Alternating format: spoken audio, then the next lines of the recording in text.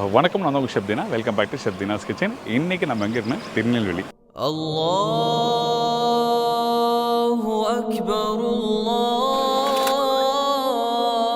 இந்த திருநெல்வேலி பக்கத்தில் இருக்க மேலப்பாளையம் போக போகிறோம். அருமையான சிக்கன் பிரியாணி பண்ண போகிறோம். அதுவும் பர்டிகுலர் மண்சட்டியில் வச்சு பண்ணுற இந்த பிரியாணி.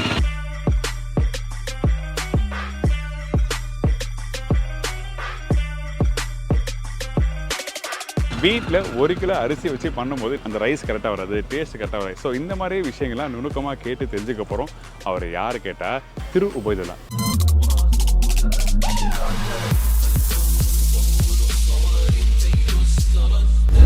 எத்தனை கிலோ பிரியாணி தான் சாப்பிட்றோம், வெட்டுறது மட்டும் தான் வேலை.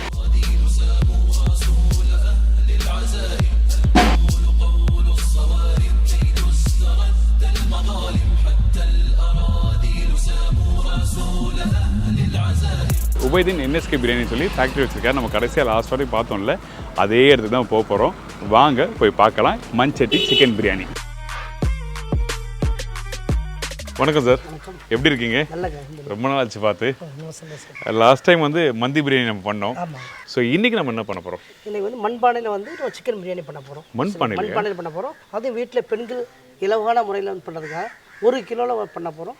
அது இப்படி பண்ணலாம். இந்த மண்பானையில் பண்ணலாம் என்னென்னா, பல காலத்தில் வந்து நம்ம வந்து அலுமினியம்லாம் வரதுக்கு முன்னாடி வந்து மண்பானையில் சாப்பாடு ஆக்கிட்டு இருந்தாங்க. பக்காவாக இருக்கும், சூடு பக்காவாக இருக்கும். சரிங்களா? அதுபோல் வந்து இந்த மசாலா வந்து மற்ற அலுமினியம் செட்லேயோ மற்ற பத்திரப்போ பிடிக்கும்ல, அடி பிடிக்கும், இதில் பிடிக்கவே பிடிக்காது. ஓகே, அதில் ஒரு ஸ்பெஷலிஸ்ட் இருக்குது. இப்போது இந்த மண்பானையில் இந்த பிரியாணி பண்ணுறீங்களே, பண்ணி நீங்கள் இங்கே இருக்கலாம் கொடுக்குறீங்களா எப்படி, இல்லை சும்மா நம்மளுக்காக பண்ணுறோமா? இல்லை ஏற்கனவே ஆர்டர்ஸ் பண்ணுவோம். ஆர்டர் மண்பானை எங்களுக்கு பிரியாணி வேணும்னு சொன்னால் அவங்க கூட பண்ணி கொடுப்போம். ஒரு 2 பானை கேட்பாங்க, 3 பானை கேட்பாங்க. இப்போ சிக்கன் பானையாக தான் நாங்கள் வந்து 1700 வாங்கிட்டு இருக்கோம். மட்டன் பானை 2500 வாங்கிட்டு இருக்கோம். அது ஒன்லி ஆர்டர்ஸ் போட்டு தான். எங்களை மண்பானையில் பண்ணி தாங்க கேட்டால் மட்டும் ஆர்டர் பண்ணி பண்ணிக்கிட்டு இருக்கோம். இப்போ லேட்டஸ்ட்டாக தான் பண்ணிக்கிட்டு இருக்கோம். பிரியாணி நான் சாப்பிட்டா இப்படி தான் இருக்கணும், இப்படி இருக்கக்கூடாது அப்படின்னா விஷயம் இருக்கா? கண்டிப்பாக இருக்குது சார். எல்லா விஷயங்களும் அதாவது வாசனை திரவியங்கள் நிறைய வந்து எசன்ஸு நிறைய விஷயங்களை சேர்ப்பாங்க. நம்ம அப்படி கிடையாது. பட்டை, ஏலை, கிராம்பு, ஜாதிக்காய், ஜாதிப்பத்திரி, வாசனை திரவியங்கள் இந்த 5 திரவியங்கள் மட்டும்தான். அப்புறம் நெய், ஆயில், அப்புறம் இஞ்சி பூண்டு பேஸ்ட்டு, 10 தூள், ஜாதிக்காய், ஜாதிப்பத்திரி, இந்த இது மட்டும்தான். பிரியாணியில் வேறு எதுவுமே கிடையாது. புளிப்பான ஐட்டங்கள் தயிர், தக்காளி, லெமன், புளிப்புள்ள இந்த 3 வகை தான். பிரியாணியை நம்ம சாப்பிட்டு முடிச்ச பிறகு கையில் இப்படி ஒட்டும் பார்த்தீங்கன்னா, ஏன்னா ஒரே பிசு தன்மை இருக்குது, எண்ணெயாக இருக்குது சொல்லுவாங்க. அதுக்கு என்ன காரணம் ஆக்சுவலாக? அது வந்து ஒவ்வொரு ஊர்லேயும் ஒவ்வொரு ஸ்பெஷலிஸ்ட். இப்போ வந்து காயில் போட்ட எடுத்துக்கிட்டு வச்சுக்கோங்க, 1 கிலோவுக்கு 400 கிராம் ஊற்றுவாங்க. ஓகே. சில சென்னை எடுத்துக்கிட்டா 350 கிராம் ஊற்றுவாங்க. ஓகே. இப்போ ஒவ்வொரு ஏரியாவுக்கும் ஊற்றுவாங்க. இப்போ நம்ம வந்து என்ன பண்ணுறோம், 100 கிராம் நெய், 200 கிராம் ஆயில், 1 கிலோக்கு பத்தில் 300 கிராம் தான் நம்ம ஊற்றுறோம். ஓகே. அதனால நம்ம பிரியாணி அந்த மாதிரி தன்மை இருக்காது. சரி, நீங்கள் பண்ணலாமா? கண்டிப்பாக பண்ணலாம். ஓகே, வாங்க உங்களுக்காக இன்றைக்கி வந்து ப்ராப்பராக ஒரு சிக்கன் பிரியாணி, அதுவும் மண் சட்டியில் எப்படி பண்ணுறதுன்னு சொல்லி நம்ம கேட்டு தெரிஞ்சுக்க போகிறோம்.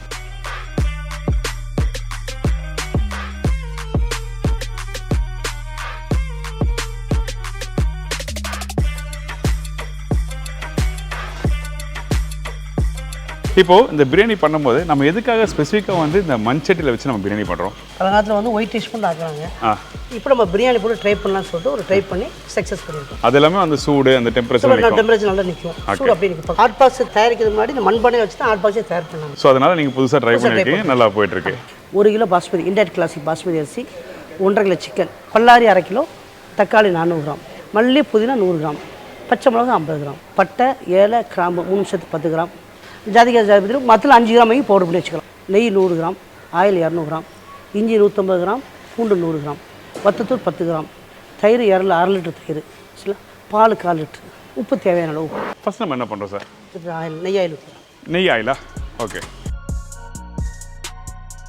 ஓகே. இதில் நெய் ஆயிலை ஸ்டார்டிங் ஊற்றினோமா? ஆமாம், கண்டிப்பாக. ஓகே. மொத்தம் 1 கிலோவுக்கு 300 கிராம். ஓகே. 100 நெய், 200 ஆயில். சரி, ஓகே. ரீஃபண்ட் அரேஞ்ச் பண்ணியிருக்கீங்க? நம்ம கண்டிப்பாக. பட்டை, ஏலை, கிராம்பு. ஓகே. இந்த பட்டை, ஏலக்காய், கிராம்பு பிரிஞ்சியில் போடுவீங்களா? பிரிஞ்சியில் போட மாட்டோம், எசன்ஸ் எதுவும் போட மாட்டோம். ஓகே. பச்சை மிளகா. இந்த பச்சை மிளகா 1 2 3 4 5 6 7 நம்பர் போதும். அதுக்கப்புறம் வெங்காயமா? சரி, ஓகே. விறகு கட்டலாம் வச்சு பிரியாணி பண்ணும்போது அந்த அண்ணல் நல்லா பயங்கரமாக இருக்குது.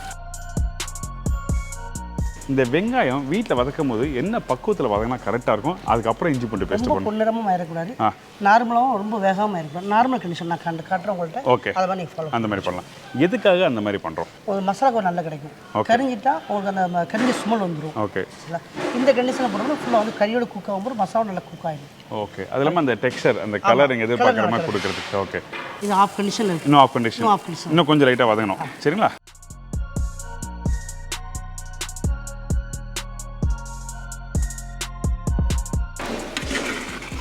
இது போதுமா? இந்த கண்டிஷன் போதும். ஓகே, இந்த வெங்காயம் இந்த மாதிரி பக்குவத்தை கரெக்டாக வதங்கிடணும். ரைட்டா? இதுக்கப்புறம் நம்ம என்ன பண்ணுறோம்? இஞ்சி பூண்டு பேஸ்ட். ஓகே, இந்த இஞ்சி பூண்டு பேஸ்ட்டு வீட்டில் அரைக்கும் போது இஞ்சி பூண்டு என்ன அளவு? 150 கிராம் இஞ்சி, 100 கிராம் பூண்டு, 1 கிலோவுக்கு. ஓகே, மொத்தம் 250 கிராம். 250 கிராம். ஓகே, இஞ்சியோட அளவு அதிகமாக இருக்கணும், பூண்டோட அளவு கம்மியாக இருக்கணும். சரி, ஓகே.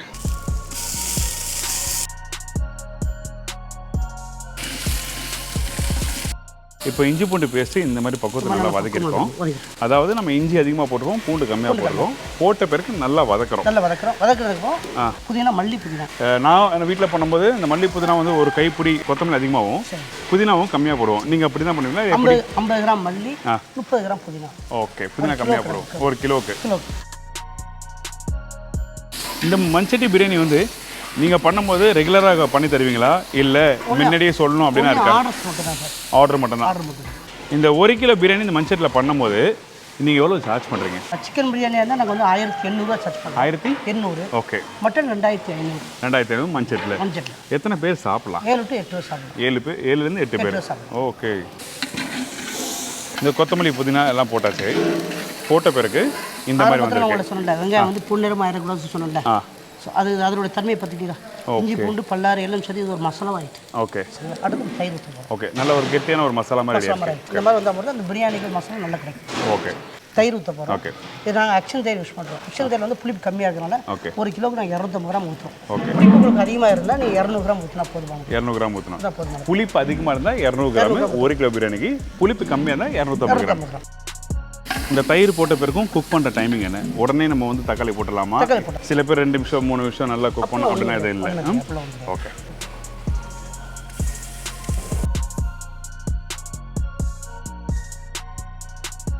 ஒரு கிலோவுக்கு வந்து நம்ம 1/2 கிலோ தக்காளி போட்டுருக்கோம். ஓகே. தக்காளி தயிர் ஒரு கிளிப்பு, தக்காளியில் ஒரு கிளிப்பு. ஓகே. கிராமத்துகளில் இந்த மாதிரி தென்காசி இந்த மாதிரி சைடில் போகும்போது அங்கே வந்து ஒரிஜினாலிட்டி நாட்டு தக்காளி கிடைக்கும். ஸோ அதில் ஒரு புளிப்புத்தன்மை அதிகமாக இருக்கும். ஓகே. அப்புறம் நம்ம 400 கிராம் போட்டால் போதும். ஸோ புளிப்புத்தன்மை உள்ள தக்காளி வந்து 400 கிராம். கொஞ்சம் புளிப்புத்தன்மை கம்மியாக இருக்க தக்காளி 1/2 கிலோ போடுறோம். 1/2 கிலோ போடுறோம். அதாவது இப்போது 1 கிலோ சிக்கன் பிரியாணி பண்ணும்போது வெங்காயத்தோட அளவுன்னு 450 கிராம். 450. இப்போ இந்த தக்காளிலாம் வதக்கியாச்சு சார். அடுத்து நம்ம என்ன பண்ணுறோம்? அடுத்து 1 கிலோவுக்கு 1 லெமன். ஓகே. எலுமிச்சை சாறு. ஓகே. சரி, அதில் போய் ஊற்றுவோம். அந்த கடைசியாக அந்த தம் ரைஸ் வெடிச்சிட்டு அந்த லெமன் வாட்டரை மேலே ஊற்றி அது தம் போடுவாங்க. இந்த மாதிரி ஃபஸ்ட்டு லெமன் ஊற்றுறதுக்கும் என்ன வித்தியாசம்? இது வந்து ஃபுல் மசாலாவே நம்ம வந்து சிக்கனில் ஏற்றுறோம். அப்போ இந்த லெமன் எல்லா புளிப்பும், தயிர் புளிப்பும், லெமன் புளிப்பும், தக்காளி புளிப்பும், இந்த 3 புளிப்பு இருந்தால் போட அந்த சிக்கனில் வந்து எல்லா ஜூஸுமே ஏறி அந்த சிக்கன் வந்து உப்பு உரப்பு எல்லாமே கரெக்டாக பிடிக்கும். ஓகே. ஓகே. இதுக்கப்புறம் அந்த பவுடர் மசாலா எப்படி? பவுடர் மசாலா எதுவுமே கிடையாது. ஓகே. ஒன்லி வத்தத்தூள் போட்டு தான். வத்தத்தூள் போட்டோம்னா மிளகாய் பொடி. மிளகாய் பொடி 10 gram. 1 kilo 10 gram. 1 kilo 10 gram. ஜாதிக்காய் ஒரு காய், ஜாதிப்பூ ஒரு பூ. இது 1 கிலோக்கு கரெக்டாக இருக்குமா? 1 கிலோ கரெக்டாக இருக்கும். யூஸ் பண்ணுறது பார்த்தீங்கன்னா ஜாதிக்காய் 1, ஜாதிப்பூ. ஆமாம். ரெண்டுத்தையும் அரைச்சி வச்சிருக்காரு. அதுக்கப்புறம் மிளகாய் பவுடர் 10 கிராம். அதுக்கப்புறம் இது 1 ரெண்டுத்தையும் ஒரே டைமில் போடுறோம். ஒரே டைமில் போடுறோம்.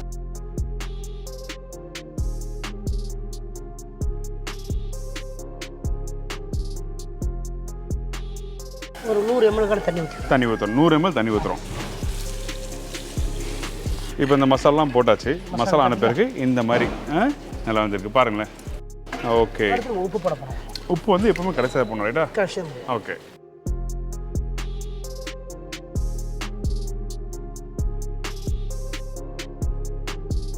சிக்கன் ஆட் பண்ணுறோம். சிக்கன். ஓகே. சிக்கன் போடலாமா? 1 கிலோ அரிசிக்கு 1.5 கிலோ சிக்கன். 1.5 கிலோ சிக்கன் போடுறோம். இப்போ சிக்கனோட அளவு வந்து எப்பவுமே அதிகமாக இருக்கும். அந்த சிக்கன் போடும்போது சில பேர் அந்த ஸ்கின்னோட போடுறாங்களே. ஸ்கின்னோட போடும்போது கறி உடையாது. ஓகே. ஓகே. சாதாரண போட்டாலே போதுமானது. போதும். ஏன்னா சில பேர் சாப்பிட்டு முடிச்ச போய் கையை பார்த்தீங்கன்னா அந்த எண்ணெய் பிசு பிசு நம்ம அப்படியே இருக்கும். நம்ம பிரியாணி அப்படி இருக்காது. அப்படி இருக்காது. சரி.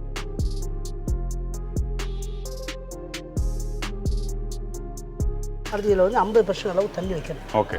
50% வந்து ஆல்ரெடி குக் பண்ணிடுவோம். ஓகே. 50% அளவு கறி வேகிறது இந்த மசாலா ட்ரை ஆகிறதுக்காக 50% தண்ணி வைக்கணும். அதே டைமில் வெந்நீர், அதாவது அந்த தண்ணி கொதிச்ச தண்ணி தான் ஊற்றுறோம். இப்போ கொஞ்சம் லைட்டாக கொதிச்சு வரணும். எவ்வளோ நேரம் குக் ஆகணும் இந்த சிக்கன் வேகிற? 5 நிமிஷம். 5 நிமிஷம். இந்த சிக்கன் வந்து வெல்டனாக இருக்கணுமா இல்லை 50% 30% வெந்த பிறகு? ஒரு கொஞ்சம் பாலை ஊற்றி அரிசி வடித்து போட்டு வேண்டியது. சரி, ஓகே. இப்போ இந்த அரிசி வேக வைக்கிற பக்கம் 50% சொன்னீங்கல்ல, இப்போ பக்கத்துலேயே வந்து அந்த அரிசி வேகும்போது பார்த்தோன்னாங்க கொதிக்க தண்ணியில் அரிசி போட்டாங்க. கரெக்டாக 50% அதே மாதிரி எடுத்து போட்டால் தான் கரெக்டாக இருக்கும். சில பேர் 60% 70% சொல்லுவாங்க, நான் 60% சொல்லுவேன். ஸோ என்ன காரணம் நீங்கள் போகிறதுல 50% கரெக்டாக போட்டால் தம் ஆகும்? இந்த டைமுக்கு ஏற்ற மாதிரி மாற்றுவோமா? மசாலா இருக்குல்ல, அந்த மசாலா ஈவனாக கிடைக்கும். ஸோ நம்ம வந்து 80% அரிசி 80 90 அரிசி வேக வைக்கும்போது மசாலாவுடைய அளவு கம்மியாக போயிடும், மேலே வெறும் ரைஸ் மட்டும் தான் இருக்கும். ஓகே ஓகே சரிங்களா.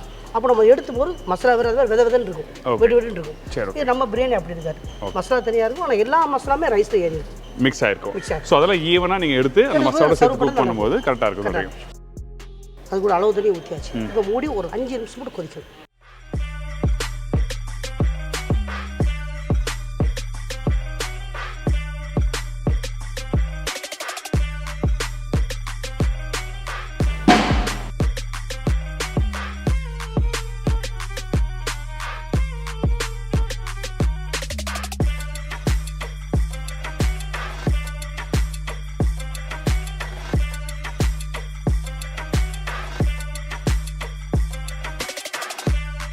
நல்லா கொதிச்சு வந்திருக்கு.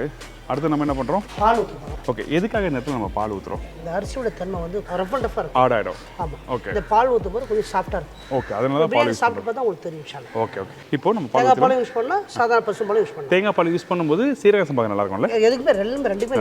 இப்போ நார்மல் பாஸ்மதி ரைஸ்க்கு வந்து தேங்காய் பால் யூஸ் பண்ணலாம். தேங்காய் பால் யூஸ் பண்ணலாம். ஓ, நல்ல விஷயம், சூப்பர். ஓகே. இப்போ நல்லா மிக்ஸ் பண்ணிட்டு பார்த்தலாம்.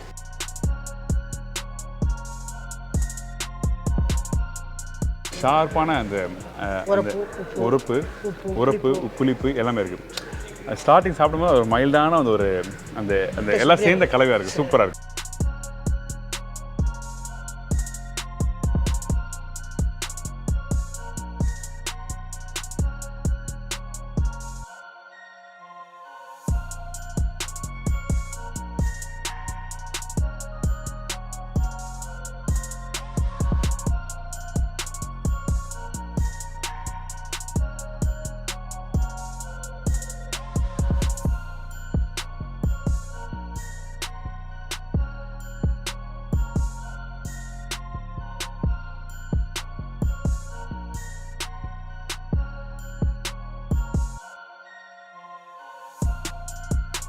இப்போ இந்த அரிசி வேகும் போது என்ன போட்டிங்க?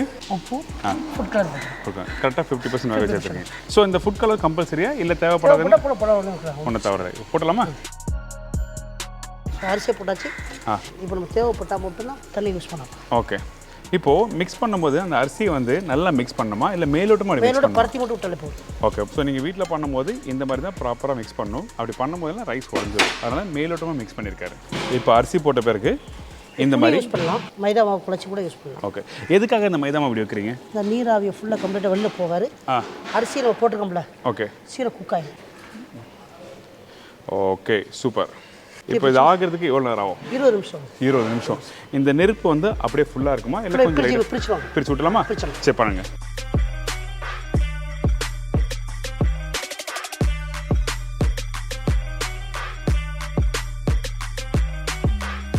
ஸோ இன்றைக்கி எத்தனை பேருக்கு நீங்கள் பிரியாணி பண்ணிட்டு வரீங்க?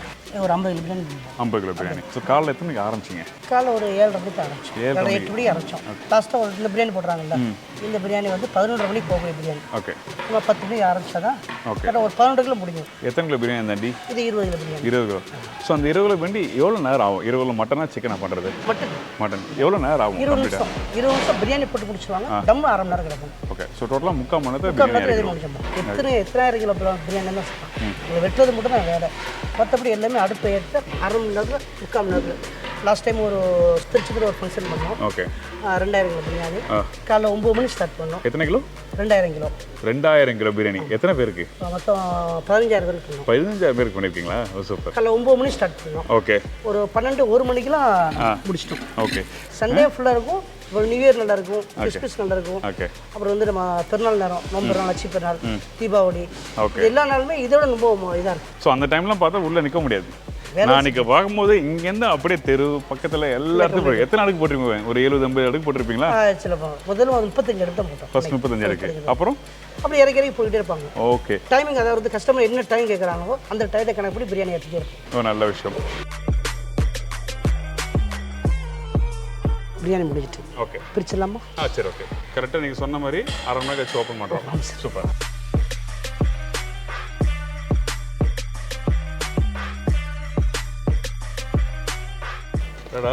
தலை சூப்பராக வந்துருக்கு சார். அரிசி நல்லா உதிரி உதிரியாக அந்த பாஸ்மதி ரைஸ். இந்த பிரியாணிக்கு தான் 1 மணி நேரமாக வெயிட் பண்ணுறேன். அடடா பூ மாதிரி அந்த சிக்கன்லாம் அப்படியே தூள் தூளாக வந்துருக்கு. உங்கள் பிரியாணிக்கு சாப்பிடலாம் இன்ஷால்லா.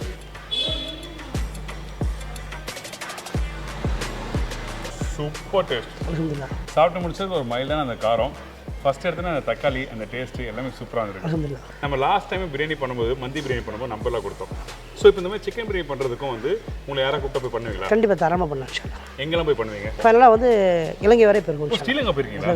அப்போ இன்டர்நேஷனல் வெளியூர்லாம் போவீங்க? கண்டிப்பாக இன்ஷால்லா. ஸோ இந்த மாதிரி வெளியூர்லேருந்து கூப்பிடும்போது உங்களை காண்டாக்ட் பண்ணுறதுக்கு நம்பர் என்ன? உபைத் NSK பிரியாணி மேலப்பாளையம். என்னோட மொபைல் நம்பர் 96 26 40 36 18. இது என்னோட கான்டாக்ட் நம்பர். எங்கே கூப்பிடாலும் எப்போ கூப்பிடாலும் வந்து எவ்வளோ பிரியாணி பண்ணி தர நாங்கள் தயாராக இருக்கோம். கண்டிப்பாக இன்ஷால்லா. The best. நான் சாப்பிட்டதுலேயே வந்து அந்தளவுக்கு அருமையான பிரியாணி சொல்லி கொடுத்துருக்காரு.